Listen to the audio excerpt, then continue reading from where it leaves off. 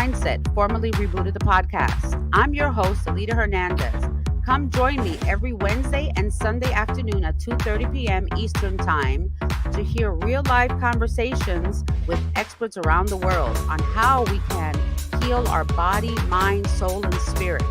So let's get talking.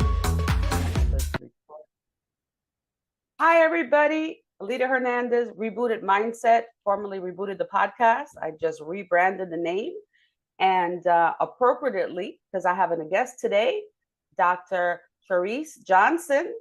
She works in mental health and she has an incredible book, and I just forgot the name of it. Oh, it was something about mindset. I know that. Yes, it is called Expired Mindsets. Expired Mindset. That's why I said it kind of matches my theme here. So, so anyway, Charryse, Dr. Charryse, introduce yourself. Tell me a little bit about yourself, and how long have you been in this field? Yeah. So again, thank you so much for having me on the show. I love listening to everything that you've put out. I have become a fan. I have been in the field. Let's see, do I want to date myself or not? No, I've been in the field for over 15 years in various sectors with children, with families, with individuals, couples, all along the spectrum. And I feel like this is a field that was just innate in me, even as a young child. And then as I got older, really, of course, went to school, honed my skills, and started off with wanting to work towards changing my own mindset in my own life to overcome various things in my world. Along the way in college, I met my husband, who is my college sweetheart. We just celebrated 25 years of Woo! marriage. I know it's a big deal. Congratulations. Thank you. That's a huge And milestone. People that's don't even get huge, there. huge. And I still love the man, it's Yeah. good. And I have two children who are 23 and 21. My daughter's 23 and my son is 21. That's awesome. That's awesome. You look very happy too, so it's I working. am. Thank you. Thank you. Thank you. You glow. Thank you.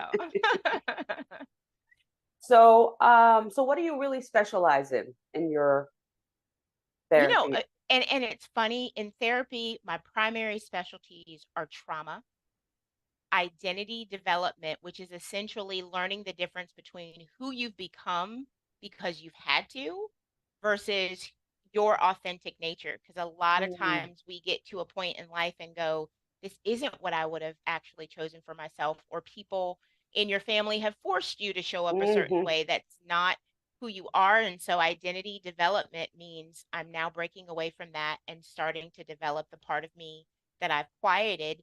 And then on a coaching angle, I do a lot of corporate coaching, but a lot of what I coin confidence coaching, in helping individuals just become very confident in their story and not feeling like they need to apologize for what they need, that mm, who they are is not a burden, and you deserve to be seen, you deserve to show up, but you have to do that for yourself first right. before you can expect other people to do it. Exactly. That's awesome because that's true. And when you said that about being lost, I remember being lost when I had gotten married at 23 years old. I'm divorced now. I was married 16 years. Mhm, I have two children, 23 and 27, mhm. and great boys. Very proud of them. And I remember at a point in my life when I did do the divorce that I didn't know what I wanted. Like I didn't know who I was. Yeah, I became a mother and a wife, but I wasn't a leader. You know what I mean? So yeah, I was somebody for everybody else, but not for yes, me. And yes. it took me years. Like Mhm, it's taken me until like last few years really to find who I am, yes, because I was doing work that I did because I was good at it, but I hated it, and now finally I'm doing what I love and with people and just trying to help back and serve and give back. And a lot of it has to do with because I had a stroke 6.5 years ago. So that's what changed my life. And that's what I talk about on the podcast, talking about that you get to a point that you realize either you live or die. And I had to yes, make a decision because I wasn't healthy yes, and had to change my mindset, everything, just yeah, everything. yeah. I And I love did a that. shift and I did a shift. Mhm. So, and now it's like, it seems like so second nature. Like I feel great now, you know Yeah, what I yeah, mean? yeah. So it's like, wow, I wish I knew this 30 years ago. I know, but better late than never because some people never make that shift. And it's funny, I love that you use that word because that's the exact word that I want people to think about. And I love that word because I think about if a boat needs to change direction, it just slightly shifts a few degrees in order to change course. Because I think the concept of change is good, but it can feel overwhelming. It Yeah. feels like it's supposed to be fast. And like you said, mentally shifting your mind and your actions and how you live is hard work, takes a lot of time, but once you get there, it's so worth it. It's Oh so worth yeah. it. Oh yeah. It's just we become a product of our situation, right? We become um I don't know. It's just so many things in life that stir us that really Mhm. we're not able to handle. So, Mhm. and I've done I've done many shifts because I had drug addiction in my life. So, Okay. I had to face that, and I did that, cold turkey, just Wow. home, That's and yeah. incredible because that So, it is so was hard. it was a very intense thing. I had a real battle back in the late 80s. Mhm. And I lived in California, in Hollywood, California, Mhm. and worked in the night scene. And it was just, drugs were everywhere. I mean, it was Yeah. just insane. You didn't have to have drugs on you. You would go to a club and there were drugs. Wow. It Yeah. was just it was just crazy. And then back then it was very potent. So before it was like pure cocaine. It wasn't Wow. like now I don't know what people do. It's very scary. That's why I haven't talked about the drug addiction yet. I want to go deep dive into that one day too, Yeah. to help Yeah. other people, in that sense, because again, it's a shift. It's a shift It in is. your brain. Um, we go through trauma, and you deal with patients that have trauma. Yeah. And I finally realized that my trigger was because I went through some trauma when I was young, Mm. and it started from there, and it just Yeah. kept building and building and building. And then I got deep deep into it, and once your body's addicted, I think, to a drug, now Yeah. you can't even think correctly. Yeah. So Yeah. it's a horrible domino effect, and it Mhm. just goes downhill. And that's part of what I also talk about in the book is even though it's called expired mindsets, I want people to understand there's also a lot happening in your body that's impacting your mind and it goes back and forth and it can keep you in a really small cycle, a Hmm. really tough cycle, and it takes choice and determination because that's what I hear when I even listen to your story is that you got to a point where you decided I have to be done with this. And I'm curious, what was that mental turning point for you when you decided I can't do drugs anymore? I have to stop. Well, at that time, I was like 23, 24 years old. Mhm. um I was really bad. Okay, I went down to 85 pounds. Oh, I wasn't eating. I was eating maybe once a week because I was doing drugs 24/7. mhm. So I spent about, I say, I what I remember, I spent about a year in the dark because I was up all night and then slept all day. So I didn't see the sun for like a year, literally. Wow. And that affected me, my body. Of course, you need vitamin D, you Yeah. need sun, Depression would be huge. depression, nutrients. I wasn't eating because at that time the cocaine would you couldn't eat. Yeah. So I would spend like a week at a time without eating. I had Mhm. no desire to eat. So you can imagine that's how skinny I was. I was skin and bones. I was bones. Yeah. And the day that hit me was, I think I was having already like some kind of psychosis, like the drug was affecting my mind. So I started Sure. seeing things. So I don't know if it was real or it was God intervention, but what I saw one day was I literally saw a person or something Mm. in black with a black hoodie following me. Like I saw Wow. death following me. I felt Yeah. death following me. And I said, heck no, I'm not going. So I drove myself to the first church I found on Hollywood Boulevard, and I Nice. walked into the church and I got on my knees and I started praying. I go, Jesus, I'm done. I can't do it anymore. Yes. Giving myself to you, and I can't. I just can't. I Yeah. need help. So powerful. And just went home and started cleaning the house. And at that time, my husband was doing it too. And he's like, "What are you doing?" I said, "I'm done. I'm done." He's like, "What are you doing?" I can't do this anymore. I'm going to die. I Mhm. go, I feel death is following me. And because I had so much faith in God that I said, I'm not going that road. I'm not going to Yeah. go down like that. And this is before I had children. Everything. I was really young. And I just cleaned the house and and he started watching me how I had cocaine stashed everywhere, you know, Yeah. and because I was like selling it for my own so I can get my own for free. So I was, doing that too. I mean, I don't even know how I survived all that or didn't get busted or anything. And uh, Definitely a miracle it because what you're was describing is everybody doesn't come out of. But, mm, the things that you're describing are things that people do every day to self-medicate. So even light drugs, in air quotes, alcohol, which is fine in moderation, but anything that we're doing to escape our reality or to numb ourselves, not eating, overeating, all of those dynamics is going to impact what we think, and it is going to take us closer to death. And so part of what I purposed in my heart to do or feel called to do as well is to help people kind of pull back all the layers and understand, you've had some things likely happen that you realize or don't realize how they're impacting you. right, And there's a better way to work right, through it right. than self-medicating or getting in situations that aren't good for you so that life is not toxic. Yeah, I think we have more opportunities now. We're more open. You hear so many things like your book about mindset. I never heard about mindset, like what that was until the last couple of years. So I've all this stuff I've done on the podcast, I'm like absorbing, because Yeah. it's helping me too.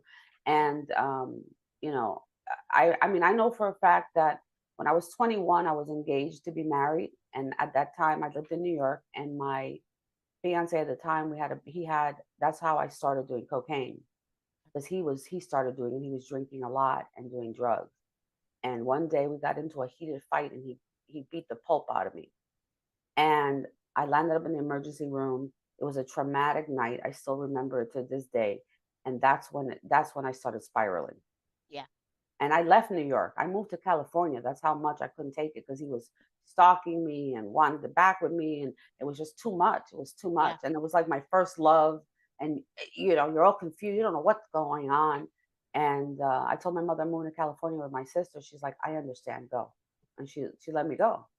Mhm. So I started my life there, and I landed up meeting the father of my kids like 3 months. I was there 3 months, and I Mhm. met him, and we got married after 8 months, and then we were married 16 years. So, Yeah. Wow. but Very there was still fascinating. there was still trauma in me. Like I see Mhm. it now.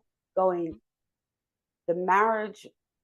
Unfortunately, he had his own trauma. I had my trauma. So we both came into the marriage with baggage, right? I see that a So, lot. Yes. and we were young. He was Yeah. 25, I was 23. So we never really dealt with any of that stuff. Yeah. You Well, know, and you, if you think about it too, in most of our families, there is no education around how to manage your emotions or traumatic experiences. You literally are just in constant survival mode. And most of our families don't talk about anything, even when they know there needs to be a conversation. So, yes, then we go get in marriages and relationships. And I knew what I experienced growing up. So I knew all along or all through life, I have a lot of traumas to unpack. And I knew this place where I was managing it well, but I also could tell where it was making me too hard, where it was making me defensive, where mm, it was creating barriers to me stepping out in certain things. And then I'm the youngest. And so I have several older siblings, and I watch them go through a ton of different things without help, without support, repeating the same things over and over. And that was and has always been a huge catalyst of there has to be a better way. I don't want to repeat this. And I wanted to break the cycle yes, in exactly. our families and not pass it down, whether that's in marriage or to my children. And I just knew, well, the only way I can do that is one, maintaining my relationship with God, and two, also understanding my own trauma Right. and how that impacts the way I think and I believe and I move through life. Right. Right. Right. Yeah. It was. I mean, I think about it now, and I go, wow. Like I did. I mean, I remember those days that when I stopped doing the drugs and I was home after I cleaned the whole house, and then I had Mhm. to get rid of all my friends because they were all drug addicts, right? Yeah. Yeah, Because which is hard. you're going through hurdles, right? Yep.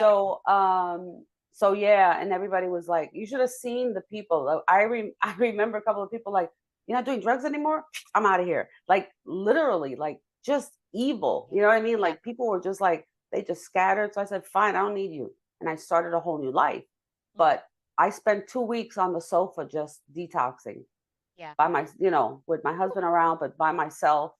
Mhm. I had to take steps. Like I stopped the coke, then I would drink and smoke weed because Yeah. and then Yes. slowly I stopped drinking, Yeah. and then I got rid of the weed. Like I had to do Which it is in phases. actually, yes, the way you would want to do it if you're not in a treatment center that can help you walk all the way through. But what you said, I hope the people who are listening really get. Change, making a shift requires different steps, and that's going to look different for everybody. I always want people to know this doesn't have to be an overnight process, but you have to choose to take some kind of step. It's not going to go away on its own. It's going to require changing the people in your life, Mhm. letting other people know I'm not doing this anymore. Like you came Right. in and you announced to your husband, like, I can't do this anymore. And that takes a lot of courage. It Takes a was a lot. scary thing, but like I knew that I knew. I looked in the mirror and I'm like, oh my gosh, like what am I doing? I Mhm. couldn't wear. I only wore spandex. Imagine 85 pounds. I I'm mean, five. 85 pounds, I'm honestly. 5'5". I was going to So, say, and I work with individuals who struggle with eating disorders. At 85 pounds, I would have you in the hospital, oh yeah, honestly, with a feeding tube because you would have been near death. Your heart rate would be slowing down, your bones would be brittle. That's significant. I'm really thankful to God that I'm well. I mean, I had the stroke, but I'm good, and I have Yeah. really shift. Like I did a whole change in my life since I had the stroke. Mhm. Acupuncture, Chinese medicine, Right. detoxing my body. Juicing, and I went Mhm. vegan for the first 2 years, and then Yeah. just doing all these different changes. Mhm. But so I've gotten rid of a lot of. I really don't have any side effects, thank God. you Yeah. know Yeah. Mentally I'm still very sharp, which I'm so grateful for. That was my Yeah. scariest thing when I had the stroke, was like, please, I don't want to lose my intelligence or my mental ability, because I'm a techie. I was a IT project manager Mhm. when I had the stroke. So I was doing a very, very intensive job for an aerospace company here in Florida, and I was driving 2 hours from the job home Yeah. twice a week. I would stay up there, so I've had so many changes in my life, like Yeah. moved and jobs and just And constantly. even good changes can be stressful. Oh So yes, it's important to take care of yourself through each change and knowing that at each age and stage of life, what you need is going to be different and how to honor that. What do you feel like for you was maybe the hardest or most difficult mental shift to make? I think it's forgiveness, forgiving yourself,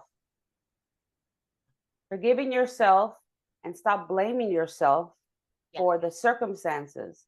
Yes, we make our choice, but regardless if we made a bad choice or not, we can't beat ourselves up about it. Yeah. We have to move on. We have to like confront it. I did this choice. This is what happened. Done. Let's keep going. Like you, you, I think that's the biggest thing, is forgiving others and forgiving myself, because Yeah. for a long time I had a lot of guilt, of, oh, I wasn't there, or I wasn't there for my kids, or something, or whatever it is, Yeah. Yeah. just feeling that overwhelming guilt, and that keeps you down, that keeps you depressed. It So does. I just had to get rid of it. I used to be really depressed and And and that's one of the mindsets that I cover in the book is forgiveness. And there's a line in the book, and I remember it because I remember writing it, and it says, "I forgive myself for who I needed to be to survive."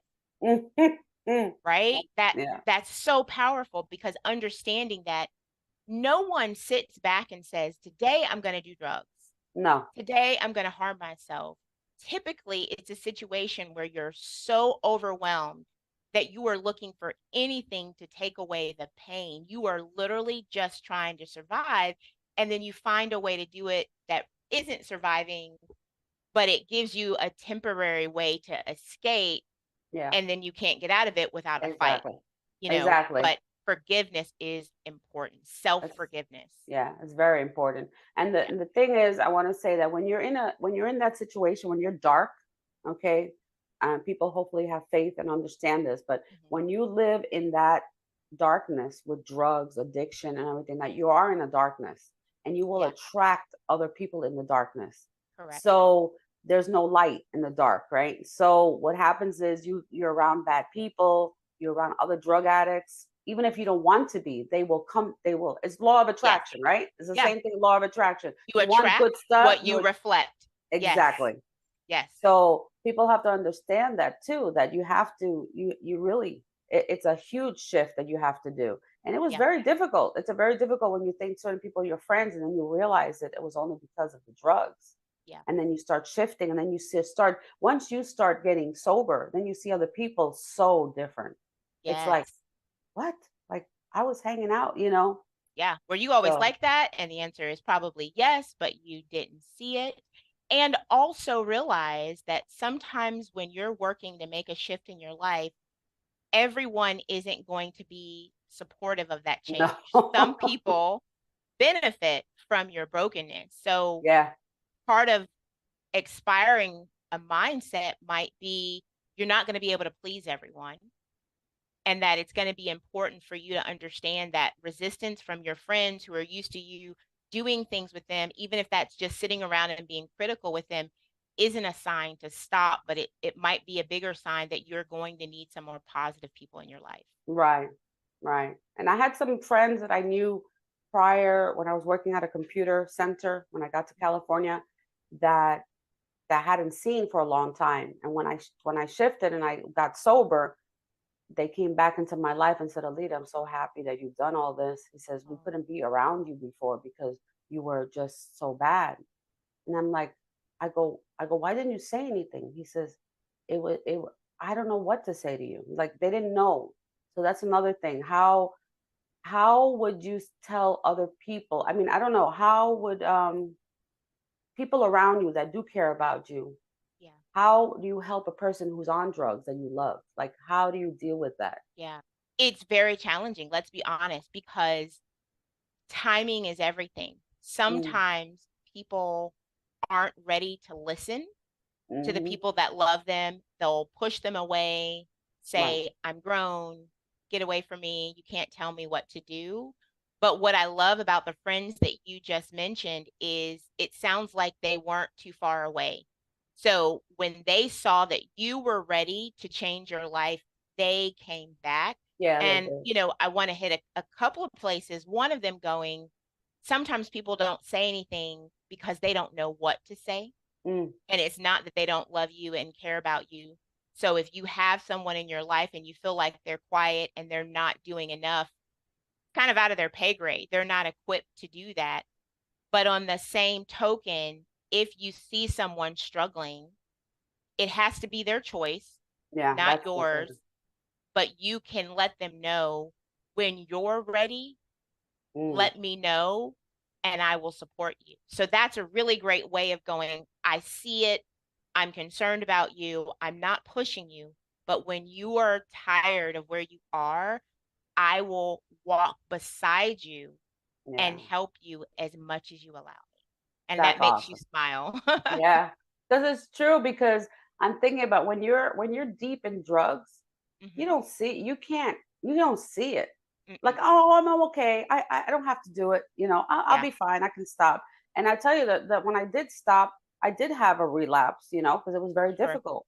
And Yeah. then I did it, and then I said, no, I can't do this. And then I caught myself, and I was like, I don't like this feeling, Yeah. you know. So then I tried again, and it took me a little couple of months, but I did it.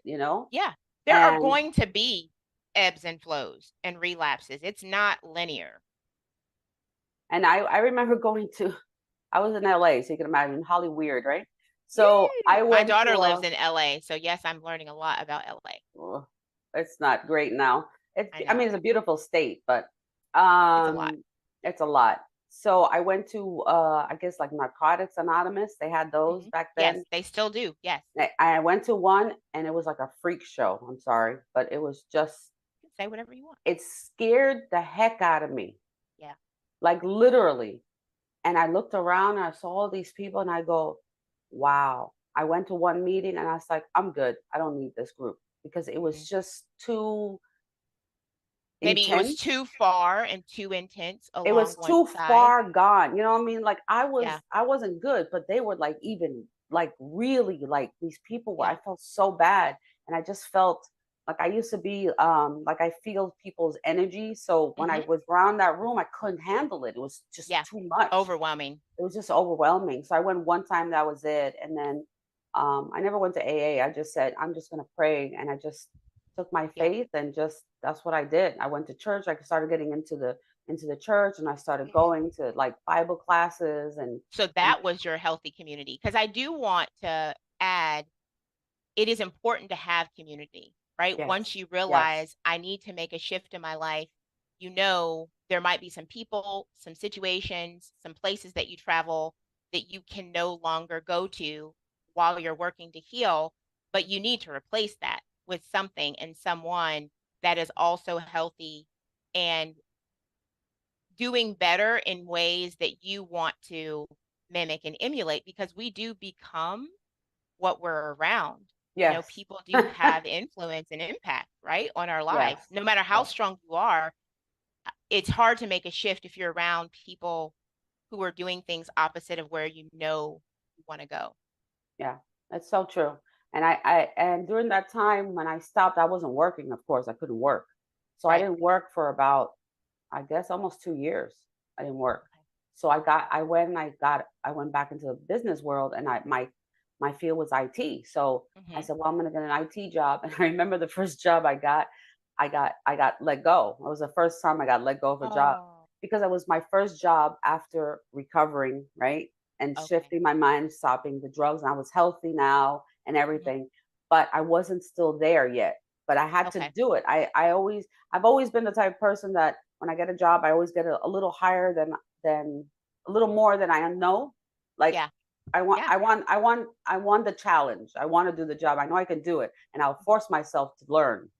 Mhm. So I got a job in a company in the data center, and I was sitting in a room all day with the big machine back then, the big Hmm. printers, and make all this Yeah. noise. And I would Yeah. have to run this report, and it would come out on the green paper. Yeah. And it was very boring. So I fell asleep on the job Oh no. because I was sitting in a data processing room. I'm like, oh my Yeah. god! So I got Yeah. caught because I fell asleep, and then Oh.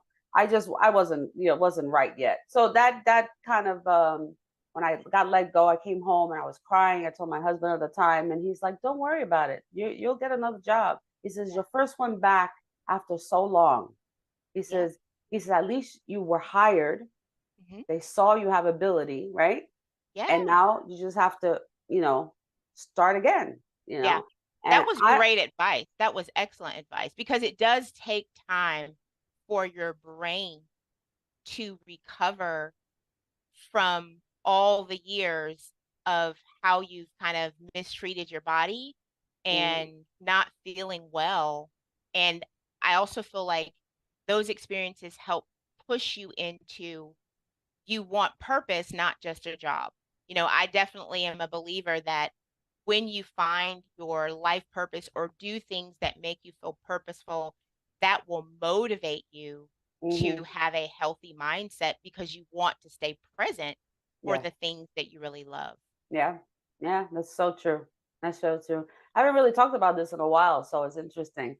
because you don't know what you remember and things like that. But it's been a journey, and just hoping to help other people out there, to help them the same way you are. And I Yeah. finally, in my life, I can tell you that I'm finally where I need to be. I even have goosebumps right now Yeah. because I feel like I finally have a purpose. Like that's my purpose in my life, is to help others, and just give them some motivation, and see that you can make it through. You can make it through drug addiction. You can make Yes. it through depression. You can make it through an eating disorder. It's Correct. all here. We control everything in our minds. Okay. Yeah.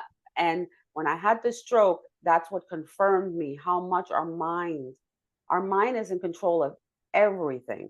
So when I had the stroke, I lost 50% of my left side. Wow. Okay. And I couldn't understand. And I'm like, I would look at my leg and I'm like, okay, move. And the signal from here to here was short. It wasn't cutting. It wasn't getting there. So I had went through a lot of therapy in the pool, Hmm. swimming and acupuncture and everything, to get motor skills back Yes. and moving. And thank God I'm good now. I Yeah. still have a little bit, but I'm good. I can Yeah. walk, I can run. I'm Yeah. I'm I'm running a mile, you Wow, know, that's incredible. and And what huh? Go ahead. no, I was gonna say, and what a lot of people don't realize is when you're going through those physical things, it is helping you mentally. It Yes. was teaching and retraining your brain to go, let's connect that signal, that mind body connection Yes. in order to get it back. And, you know, your stroke was a turning point for you. And I want to say this again for our listeners: the mind and the body are one. They are not separate. They work together. So if you are experiencing physical symptoms of pain, of digestive issues, of anxiety, heart palpitations, high cholesterol, high blood pressure, those can also be indicators that mentally you're Hmm. overwhelmed, Yeah. that you're carrying things that aren't good for you, because strokes, heart attacks are a cumulative stress that has happened over time.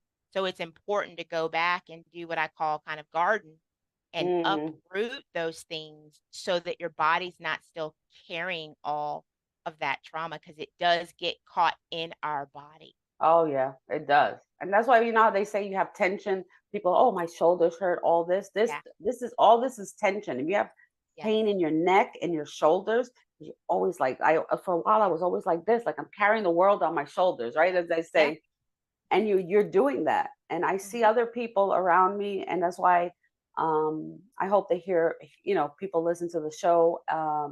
Because I know some people have eating disorders Yeah. emotionally, and I want to Yeah. touch that because uh, um, emotional eating is Mhm. is really scary, It is. because it's a satisfaction. I've seen the shows like the 600-pound life.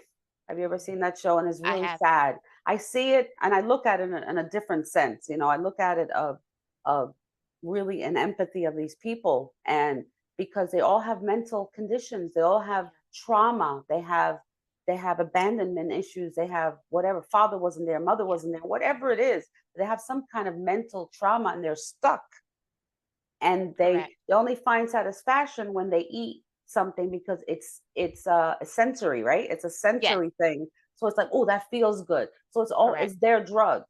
Yeah, it exactly, and It's that's their what I was drug. gonna say. So when you're, whether it's alcohol, whether it's a substance, food is a substance.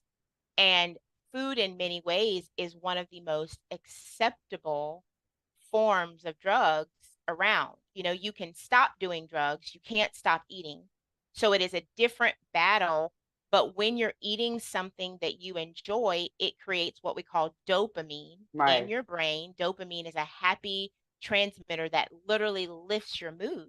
So someone, like you said, might be depressed, they might be anxious, they might be dealing with trauma, they might be overwhelmed, and for them, maybe they can't afford therapy. Maybe they don't even know that they need it, but they know that they can go through the drive-through and get food, and food helps calm them, Yeah. and it helps take away what they're feeling. It helps people escape. And then, similar to what you talked about the drugs, but then they become stuck, because in the beginning it only took a little bit, but then the more you do something, the more that you need it. So Right. I'm a huge proponent of looking at your eating behaviors and asking yourself, what is that telling me about how I really feel? Right. And if food wasn't available to me, and I'm not talking about just your normal everyday, but like in excess, what kind of coping skills do you have to manage your stress or manage the things that are weighing heavy on your mind? But you said a word that I think is so important. It's very important for us to be empathetic towards other people and not judge them based on what we see because Right. we don't know their story. That's right. We don't know what they've been through or what they're going through Yep. It's so true. And at it, any side.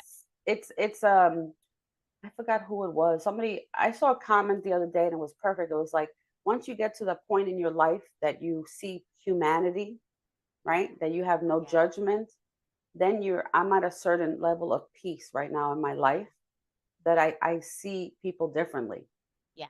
you know. Yeah. And I deal with a couple of nonprofits, and we had I sponsored the rehearsals for some disabled children that they do a Mhm. fashion show every week, every year. Oh, My girlfriend does it. She has MS and she started a foundation. So she takes the children, they're either on the spectrum or on wheelchairs. They're all different types of disabilities, and they're yeah. all young children. And they do fashion show. Oh, They I get to love get it. pretty. They do talent. They sing, Yeah. and things like that. And it was just such an awesome. I can't even explain. They grab my heart so much, you Yeah. know. And now I see them so differently now. For these Mhm. children who are autistic and different you know disabilities, they don't know any difference. They were No. born like this. They don't know any Yeah. different. They're like, why are you looking at me weird? You're weird. Correct. you know Yeah. They're like, what is wrong with you? I'm I'm fine. normal, you're weird. Yeah. Yes. Yes. And what you're describing is such a beautiful example of when we heal, it positions us to be able to help other people. You know, if you didn't make that decision those years ago, we don't know what right now would be like, but Mm, because you did and because you keep working on it and taking care of yourself, it's opened your vision. And now oh yeah. you're seeing life and helping people in another way. So that's part of, I hope, the drive for people.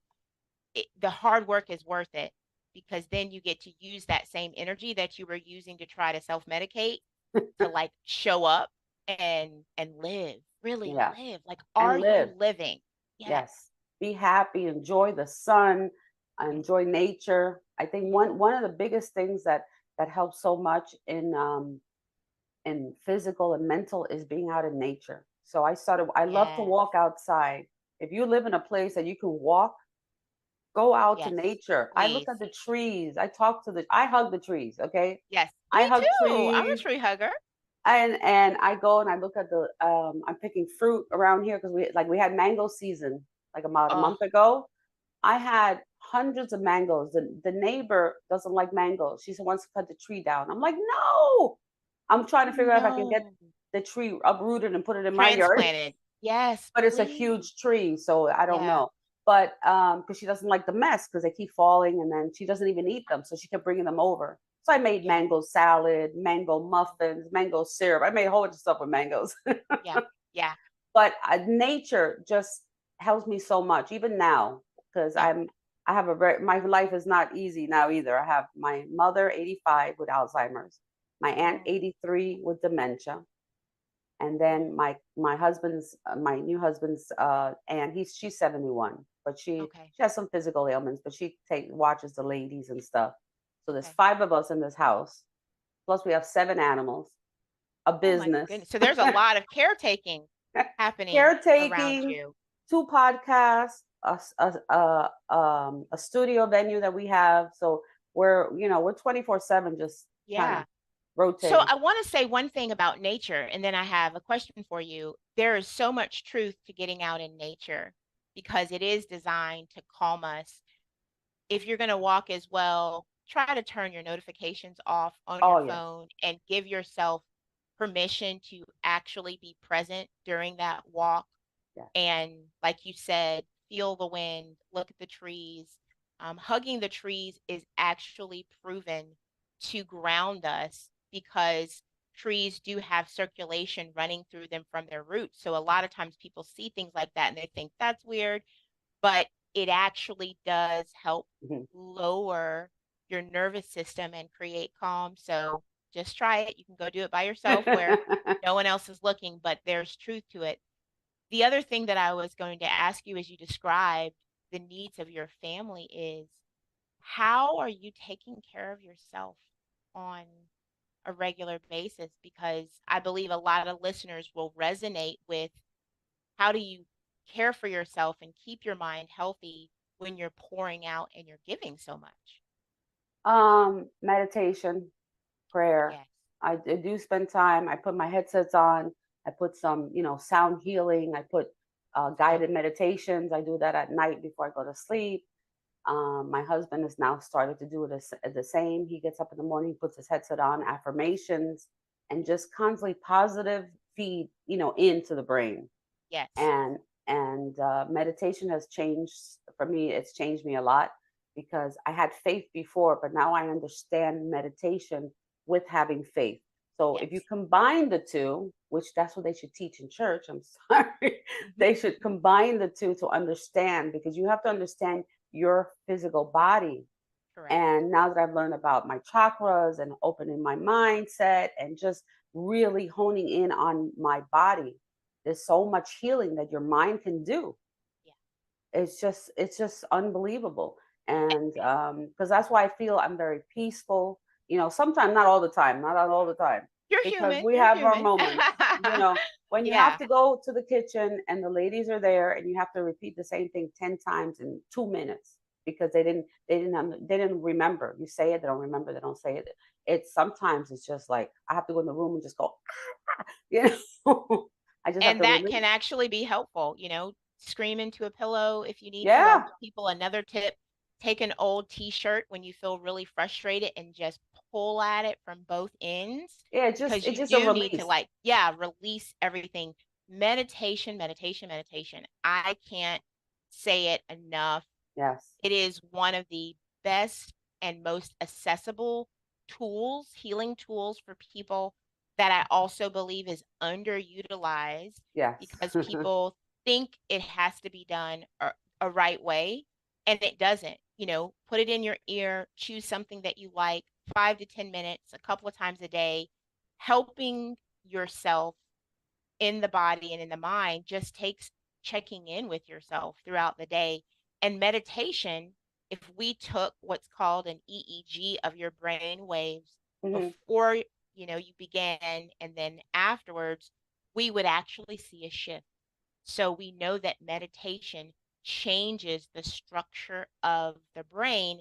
And specifically for people who've had trauma, it helps to strengthen your brain so Mm, that you become more resilient and your body isn't reactive because when you've right. been through a lot you're ready, you're waiting for something to pop off, but that's not always good because then you're overreacting to things because your body is always worried.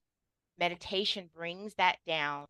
Something happens, a stress happens, and then your brain is trained to pause and go, let's decide how we want to react. Is this Exactly. really a big deal? Are you tired? Are you hungry?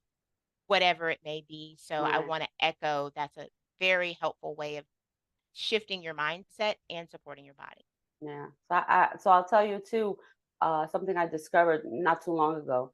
I Hmm. used to have panic attacks when I was younger. Most I got them because I had just had my son. He was like 4 months old. I moved from California to here when he was 4 months old. Sold my house, left my horse, left my dogs. Like Big it changes. was huge. It was Huge. huge. So it was a lot of trauma. It was a lot of things going on. And after I had my son, I had some postpartum. And I remember going to the doctor at the time, and like, oh, you'll be fine. Just like that. Like, what are you talking about? I can't handle it. I can't even hold my baby. I love I'm my so baby. sorry that And I that was was your like, experience. my son's 23 now, but I remember my mom was there. I said, Mom, here, take him. I don't know what's wrong with me. and I would cry. I'm like, why don't I love my son? Why can't I hold my son? Like Yeah. I was so just overwhelmed. And so recently, um, I don't know what it was. Oh, I was with the business and everything. I was a little panicked, right? And let it creep in my brain, and I started feeling the anxiety on one side, and Yes. I'm like, heck no. I went, nope, I'm not fearful. I literally cut the anxiety. The first time in my life that I cut it, it Yeah. stopped. Yeah. It literally stopped. I could feel it coming up. You know what I mean? Like I could Yeah. feel that panic attack. And then I said, no, I'm not fearful because I'm in control and I don't have to have fear Yes. in order to. So I don't know what I did, but I just shifted my brain Yes. and Yeah. stopped the panic attack. And I can tell you one thing that you did. One, you were aware that it was rising. So Yes. meditation, walking, mindfulness activities slow us down so that our body goes, oh, this is what peace feels like. So then when something's coming in to disrupt that feeling, you noticed it and you spoke something, brain, mindset, that then signaled to the body, oh, back down. This is not an emergency. So Right. you literally just engaged in mind body connection, but it sounds simple. It's not Nah, it's unless not. practice every day being aware of your body. And that's also why we don't want to numb. Because if Right. you're drinking or smoking in excess, if you're hooked on drugs or even food, you would not have felt the surge until it was panic, Right. because you have all of these other substances and behaviors Yeah. working to numb you out. Yeah. So that's why we also want to stay clean and Hmm. clear in our chakras. Yes. Yeah. It was just it was so surreal that day. I was like, I could literally, it was like coming to my chest, and I'm like, Yeah. heck no. And I'm like, "Grr," you know, it And do felt like you I just went notice? like this. Yeah. And do you notice that when you point to where it was coming up, you're pointing to your left side, I know. It was on my left side. which is where your stroke was? Hmm. Wow. Like that's how connected our body is. Oh, And the it's so body connected. will try to go back to those former places if we don't care for it, because it thinks, oh, we're afraid. This is what we do when we're afraid, we panic. No, no, no, no, no. So we Right. have to It's retrain like it our body every wants to day. sabotage our mind, right? Yes. Yes. Well, self-sabotage, I'll give you like a 60-second understanding of it, is a defense mechanism. So it's something that your body does because it thinks it's keeping you safe. A panic Oh. attack occurs because your body thinks, if I make you panic, you'll stop. So Oh. it's a self sabotage pattern, but it's also there because it literally thinks, oh, I'm going to help you. You want to feel better? Go eat 2 pizzas. And that dopamine, because it just wants you to feel better and doesn't Yeah. realize, well, that's not going to make me feel better long term. It might feel good the first couple of bites, but afterwards I'm going to be sick.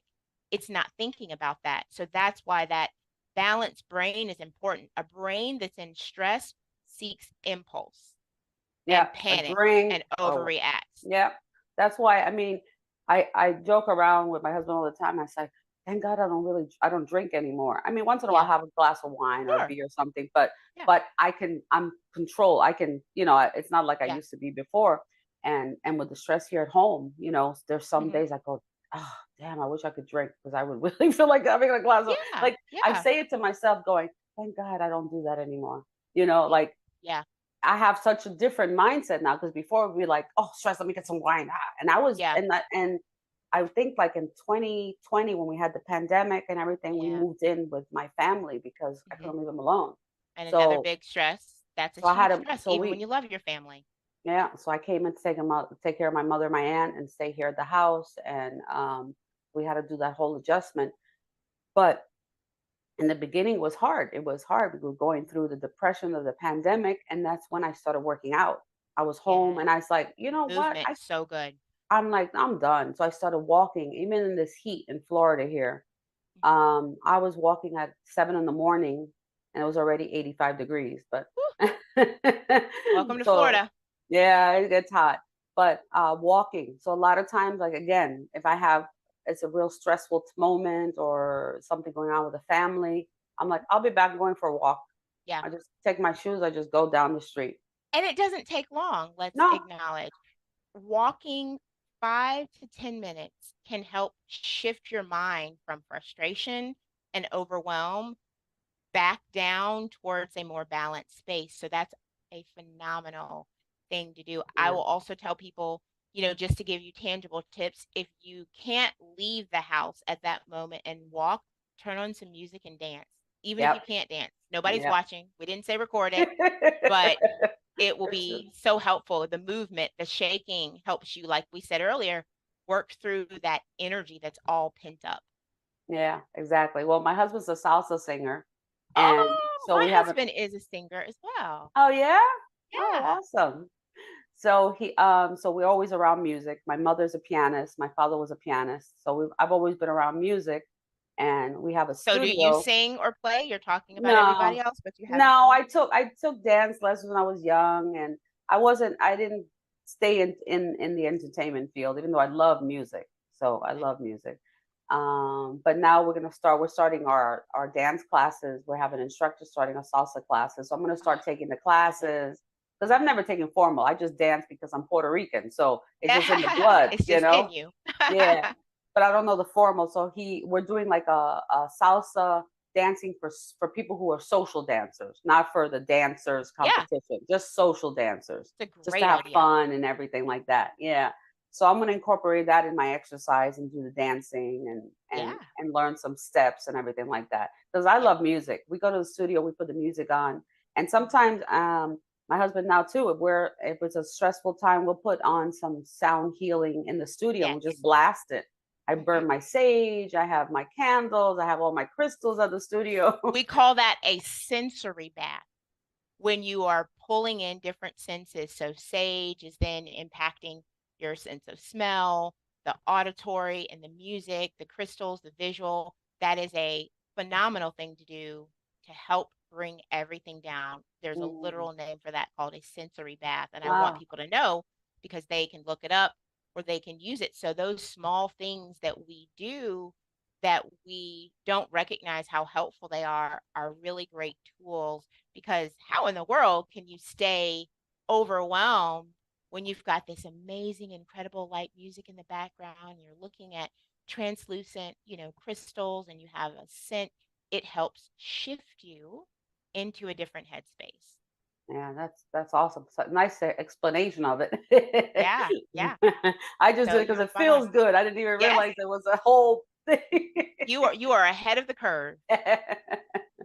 So, yeah, no, I think I have a diffuser in the studio all every day. I put it on. I buy the essential oils, and everybody who comes in, wow, it always smells so nice in here. Like Yeah, people feel the positiveness, they feel it, yeah, and it's been good for business because we've hmm been getting really good people coming into yeah. the studio. So, Like you um, said, you attract what you reflect. So when you yes, are pouring out into the atmosphere right, peace and balance and healing, then other people want to be in that space and then they want to participate in whatever you're doing.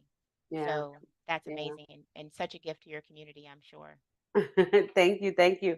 So just to shift, I know we've been here for a little while, but just to shift, what I know I saw some notes regarding we have back to school, right? Everybody just got back to school this week. Yeah. So I wanted to touch that a little bit because I know parents out there are struggling. I remember when I had my little kids. Wow. I just want to say, wow. I Yeah. wish I had these tools when I was a single mother after I got divorced and I had the kids little and you're doing the rush in the morning trying to get to, Yeah. to get the kids to school and you get to work on time and whatever it is, lunch, it's just Yeah. so much. And then the poor children Yeah. too. I'm concerned more It is. about the kids. I know the parents need it, but I'm Yeah. concerned about the kids because I had another interview with a person that specializes in children and how we have such a high rate of suicide and people. This one person told me that children right now they have plans, like detailed plans on how they're They going to do. kill themselves. They I'm do. like, what are you talking about? Well, they're dealing with stressors and images and fears that many of us did not experience Mm, at their age.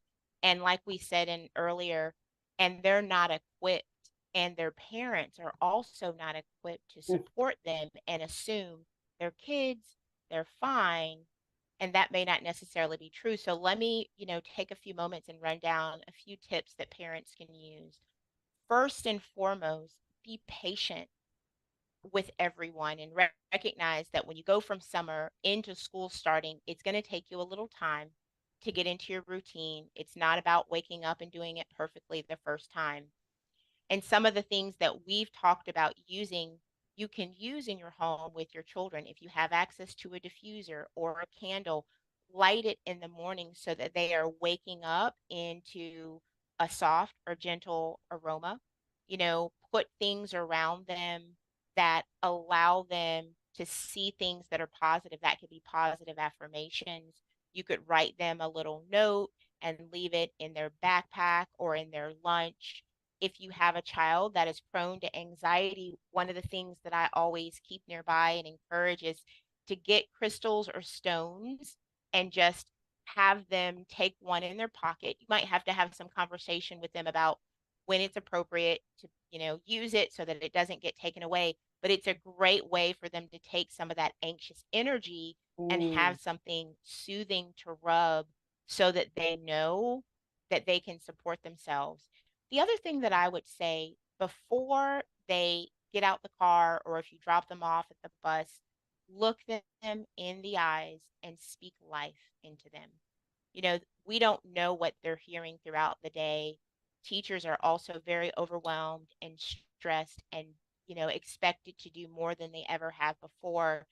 Positive words being spoken into their brain, looking them in the eyes, touching them at the hands is a really powerful way to help them go into the day thinking, regardless of what happens in my day, I know that my mom or my mother or my father or my grandparents or someone right, loves me and cares for me right, because it's important for them to know you matter right. and the world would not be the same without you. And the last thing that I will say for the sake of time is spend 15 minutes a day, if possible, doing what I call couch time. It means that you are sitting near or beside your child or children. Everything is off and you are just checking in. What was your high? What was your low? So it gives them a chance, and you need to also participate in acknowledging my high point of today was a friend brought me lunch and it was my favorite. My low point of today was I was too hard on myself when I was working on something and had to regroup because they need to see you participating. But that's a great way to just keep open conversation Mm. so that you know what's going on with them. Yeah, you have to engage. I always tell parents need to engage with their children, to know them. I run into people and I'm in shock really. This one woman came to the studio and she was trying to plan her daughter's sweet 16. Mhm. And she said to me, I don't know what she likes. I'm like, excuse me? She says she doesn't talk to me. I hear that a She's lot. locked in the room and she doesn't talk to me. I'm like, Yeah. what? What do you Yeah. mean you don't talk to your daughter? Like Because this. if you don't talk to them at 6, they're not going to talk to you at 16. Wow. It Wow. starts when they're young and Wow. you pouring into their life and their heart and making them feel valued and that you care about what they have to say and take it Mhm. seriously. So if that's not cultivated when your children are small, it's more difficult. It's not impossible, but they get the message you're not emotionally available for me. And that's scary because then they're in their room. You don't know who they're talking to and what they're talking about. And if you're not pouring into them, somebody or something is. Right. And then you go to another extreme because there's so many things going on in this world that I Yeah, didn't have to face because we didn't have technology when I was correct. young. So Yeah, now you have to face that you don't talk to your child and then they're gaming. Who knows who they're talking to on the gaming because there's people chatting all the time in yes, there and other rooms that you go to. yeah, And you don't know where they're going to get comfort. So now the child's Yeah. going to get comfort from somebody else. And then I hope that never happens, but you know what I mean? Yeah. But anyway, I was great talking to you. We've been talking for an hour. We didn't plan it this long, but it's awesome. You Yeah. are awesome. I'll make a link to get your book, Expired Mindset. Yes, it can be found on Amazon. That's the easiest way to get it, or ordered through any local bookstore. And if anyone wants to get in contact with me, my website is dr.charryse.com, and Charryse is spelled Charryse. That's awesome. It was great talking to you. And I hope you have a great day. And hopefully we'll talk again and we'll continue Yes, our conversation on another subject. let's do it. Thank you for having me. Have a All great right. day. Thank you. Have a great All one. right. Bye. Bye-bye.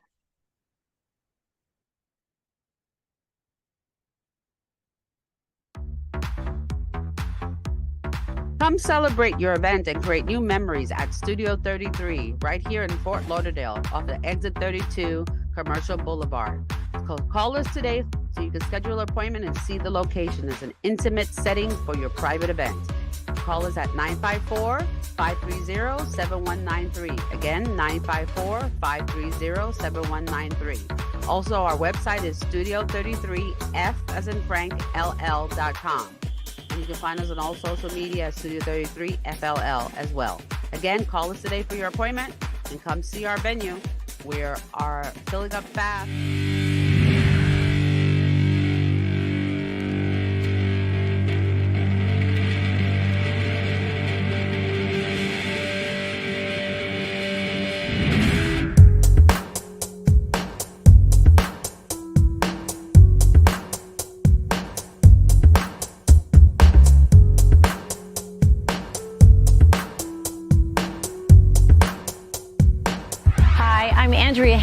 I am a certified fitness trainer. I'm a certified health and wellness coach. I am the creator and developer of a brand new amazing fitness tool called the Max Pack. The Max Pack stands for Maximum Power and Core. I was looking for a fitness training tool that was more useful than a dumbbell, and I created this really amazing thing where the movement of the material inside moved every way I moved and made the resistance heavier every direction I went. So I had to grip it harder with my fingers, fist, wrist, arm, forearm, and it really immediately, the minute I picked it up, it engaged all my muscles so succinctly and firmly. Before I even started working out with it, I was like, oh wow, this is so awesome. And then I developed 150, 200 different fun, amazing, kick-ass ways to really work it. The Max Pack, Maximum Power and Core, is going to be the newest, most amazing fitness training system today. On the Max Pack, I have my empowerment words: strength, endurance, integrity, and commitment. And these words have really, really, really great meaning to me because I live by these. I signed my name and my company, Hammer Health and Fitness, is on this. So the truth and integrity and strength and endurance and commitment from me to you is literally written on this bag. And if you banged yourself in the head or you dropped it on your foot, it won't break you. And you're gonna see your body burn fat, build muscle, shred yourself.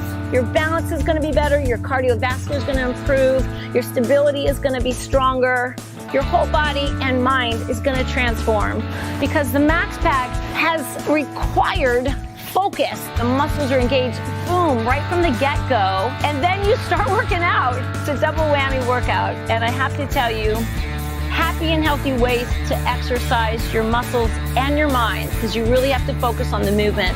And that's why I love my Max Packs. I thought it was unbelievable, actually, and I really got a lot of benefit out of it. Functional activation of total body with this product. I love it. Very effective, works all the muscles that you don't even think that you are using or engaging. Amazing. I was engaged in my obliques, and it was just one of the best products I've actually ever used. In and in, out and out. There you go. It's enough to burn your ass right now.